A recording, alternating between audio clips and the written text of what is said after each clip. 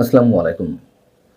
১২ই March আমরা পুরো জাতি যার সাক্ষী হয়ে রইলাম, যা অবলোকন করলাম, প্রত্যক্ষ করলাম, তা নিঃসন্দেহে আমাদের সবার জন্য লজ্জার, চরম অপমানের।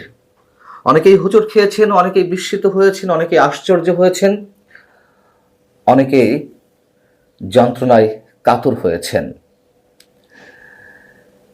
ত্রয়োদশ জাতীয় সংসদের প্রথম অধিবেশনের প্রথম দিনেই ইতিহাস সৃষ্টি করল বিএনপি, যে ইতিহাস আমাদের সবার জন্য অপমানের, চরম গ্লানির। ধরে নিয়েছিলাম যে রাজনৈতিক কৌশলের জায়গা থেকে বিএনপি হয়তো অনেক কিছুই করতে বাধ্য হয়, কিন্তু এই কৌশল শব্দটি বিএনপির ক্ষেত্রে আমরা কতক্ষণ ব্যবহার করব, বিশেষ করে মুক্তিযুদ্ধ ইস্যুতে, সেটা অবশ্যই একটি চূড়ান্ত রূপ পাওয়া দরকার।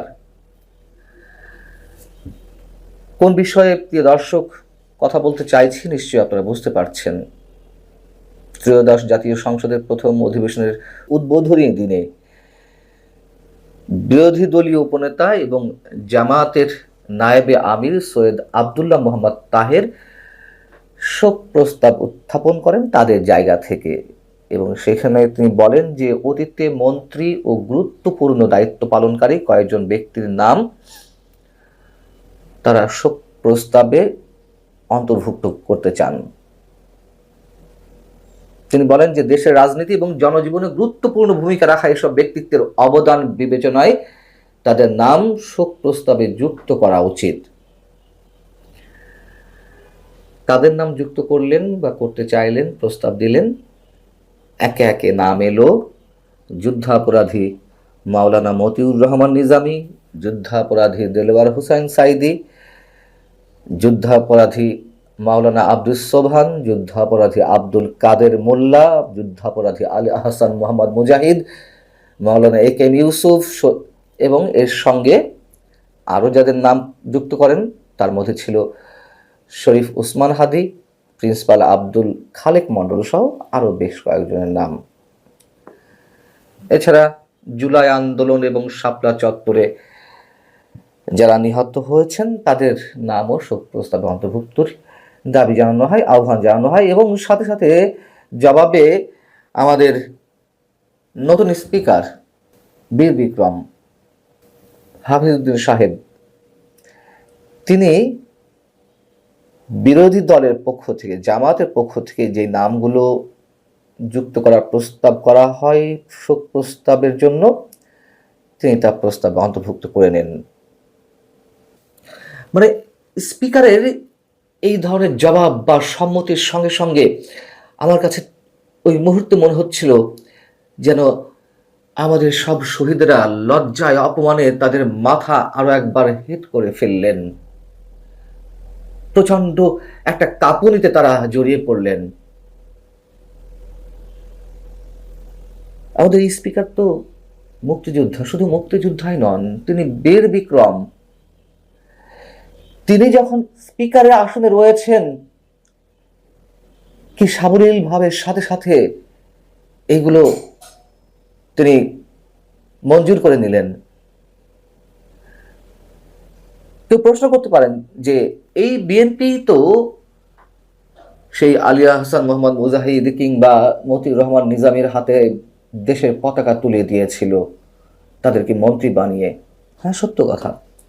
জাতীয় সংসদে তারা এমপি হয়ে বক্তব্য দিয়েছেন, মন্ত্রী হিসেবে বক্তব্য দিয়েছেন, তাদের গাড়িতে স্বাধীন বাংলাদেশের পতাকা পথ পথ করে উড়েছে, সবই সত্য কথা। তারপরেও যুক্তি খাতিরে আমরা অনেকে বলার চেষ্টা করছিলাম যে না, রাজনৈতিক কৌশলের অংশ হিসেবে তারা এটি করেছে। আওয়ামী লীগের মধ্যেও ছিল তো কেউ কেউ যারা দেশ বিরোধী অবস্থানে ছিলেন একাত্তরে, তাদের কেউ কেউ তো আওয়ামী লীগের রাজনীতির সঙ্গে সম্পৃক্ত ছিলেন, যদিও তাদের কাউকে মন্ত্রী করা হয়নি এমন দাবিও কেউ করতে পারেন। কিন্তু বিষয় হচ্ছে, যখন যে ব্যক্তিরা দেশের আদালত কর্তৃক দণ্ডিত হলেন, ফাঁসির মঞ্চেও তাদের উঠতে হলো, সেই ব্যক্তিদের নাম আমাদেরকে মানে শোক প্রস্তাবের তালিকা রাখতে হবে জাতীয়ভাবে সংসদের মাধ্যমে। আমাদের প্রধানমন্ত্রী তারেক রহমানকে একেবারেই ভুলে যাচ্ছেন যে তার বাবা বিএনপি প্রতিষ্ঠাতা জেনারেল জিয়াউর রহমান, তিনি নিজেও মুক্তিযোদ্ধা, নিজে সেক্টর কমান্ডার, যিনি জেল ফোর্সের অধিনায়ক ছিলেন এবং তাকে স্বাধীনতার ঘোষক হিসেবে দাবি করা হয়। তার সেই দলের পক্ষ থেকে এগুলো সব অবলীলায় মেনে নেওয়া হচ্ছে। যারা যুদ্ধ অপরাধী হিসেবে প্রমাণিত তাদের জন্য শোক প্রস্তাব আনা হয় জাতীয় সংসদে। এদিকে আমরা দেখলাম যে যুদ্ধ অপরাধের দায় থেকে মুক্ত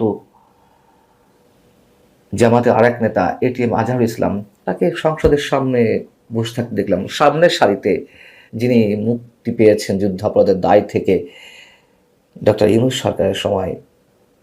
আবার এদিকে বুধবার আমাদের স্বরাষ্ট্রমন্ত্রী সালাউদ্দিন আহমেদ কি বললেন, যিনি কিনা এই মুহূর্তে বিএনপির বলতে গেলে দ্বিতীয় সর্বোচ্চ ক্ষমতাধর ব্যক্তি, মহাসচিব না হয়েও,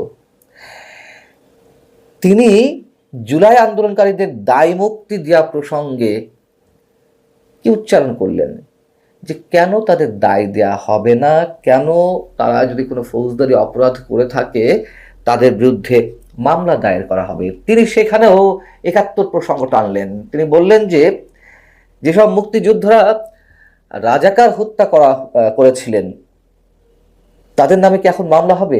মানে কিসের সঙ্গে কিসের তুলনা, কথায় কথায় ৭১কে টেনে নিয়ে আসা। যেই ৭১-এর ৯টি মাস রক্তক্ষয়ী সংঘর্ষ চলেছে এক রাষ্ট্রের সঙ্গে আর এক রাষ্ট্রে, আমাদের সঙ্গে পাকিস্তানের হানাদার বাহিনীর রাজাকারদের সঙ্গে, আলবদরের সঙ্গে গণধর্ষণ হয়েছে দিনের পর দিন, ঘর বাড়ি জ্বালিয়ে দিয়ে মানবতা বিরোধী অপরাধ সংঘটিত হয়েছে, ৩০ লক্ষ মানুষ শহীদ হলেন, সেটির সঙ্গে আবার সেই জুলাই আন্দোলনকে মেলানো, তাও আমাদের বর্তমান স্বরাষ্ট্রমন্ত্রী সালাউদ্দিন আহমেদ সাহেবের মতো মানুষ তারা এই উদাহরণটি দিবেন?